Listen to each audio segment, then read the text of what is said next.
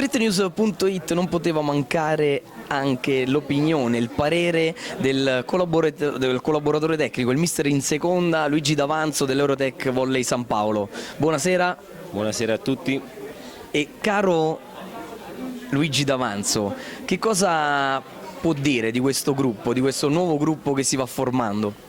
Posso dire solo che sono stracontento, a parte di essere stato scelto dalla società e dal nostro presidente come vice allenatore, a stare al fianco del mister Felice Sautariello.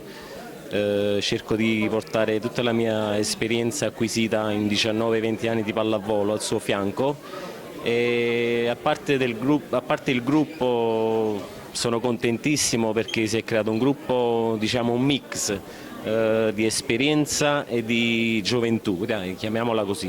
Vedo una squadra molto, diciamo, compatta, che può lottare per vincere una buona il titolo.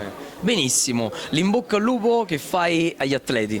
Faccio un in bocca al lupo a questa società e che vinca il campionato quanto prima. Grazie Luigi D'Avanzo, StreetNews.it.